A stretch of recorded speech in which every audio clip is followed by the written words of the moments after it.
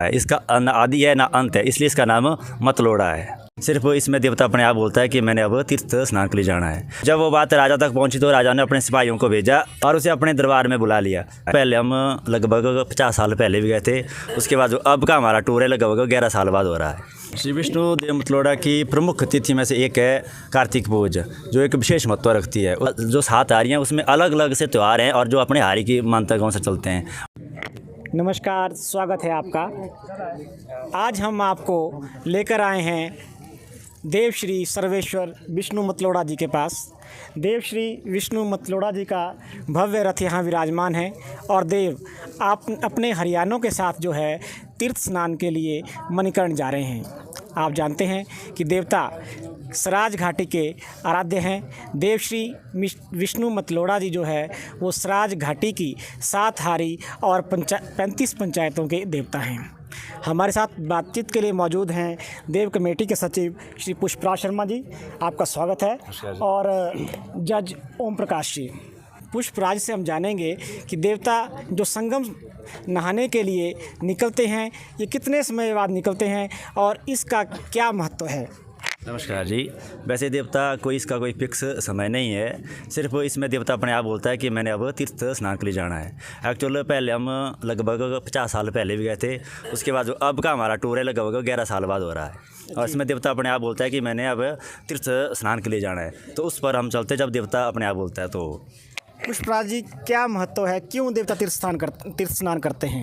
ये इसलिए जाता है क्योंकि मणिकर्ण में श्री कृष्ण कुंड है और भगवान जी वहाँ इसलिए जाते हैं कि अपनी दैवी शक्तियों की अर्जित करने के लिए श्री विष्णु भगवान वहाँ पे स्नान करने के लिए जाते हैं। देव श्री विष्णु मतलोड़ा जी के बारे में जितना कहा जाए उतना कम है। आराध्य भगवान विष्णु ने जो है वो भगवान विष्णु ने इस संसार में जो है इस दुनिया को चलाने के लिए कई माया रची है, कई कार्य किए हैं, आप देखते आए हैं। और जैसे राधा कृष्ण की बात निकली तो महाभारत में भी जो है भगवान ने जो है अपनी एक अलग माया रची थी जो आप सबने देखी थी।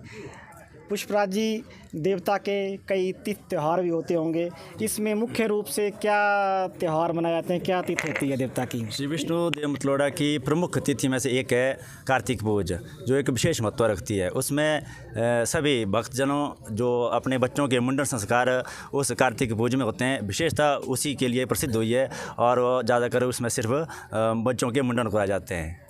शर्मा जी, कार्तिक पूज के अलावा देवता के होम के बारे भी हम काफ़ी सुनते आए हैं, तो उसका क्या महत्व है और कब होता है। कार्तिक पूज ही होम है, उसको होम भी बोलते हैं और कार्तिक पूज भी है। और उसके बाद जो 7 आ रही हैं उसमें अलग अलग से त्यौहार हैं और जो अपने हारी की मान्यताओं से चलते हैं वो अलग अलग से है, लेकिन विशेष रूप से कार्तिक पूज इसकी विशेष है। और उसके बाद एक मंडी शिवरात्रि का जो दौरा होता है कि वो विशेष है इसका। जी, अच्छा, मंडी शिवरात्रि से याद आया कि मंडी शिवरात्रि में भी देवता का जाना होता है, तो देवता का जो मंडी राज परिवार है उससे भी कोई संबंध है, इस बारे में कुछ बताइए अगर ऐसा कुछ है तो।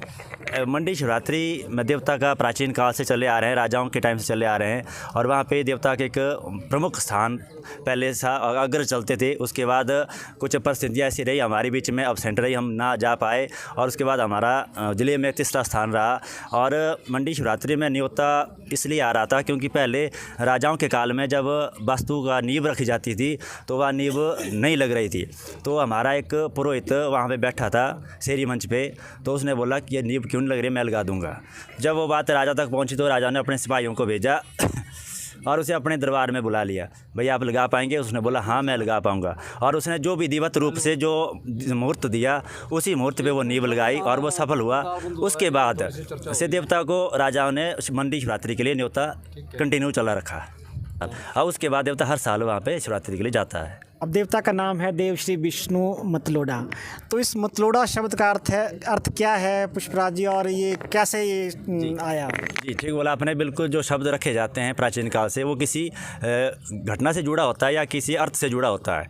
देव मतलोड़ा का नाम इसलिए है क्योंकि इसका आदि न अंत है। विष्णु भगवान है, ये ज्ञान से परे है, भक्ति से परे है, इसको जानना मुश्किल है और ये भक्तजनों के हृदय में वास करते हैं। जो सच्चे मन से आराधना करे वो उसी के हो जाते हैं।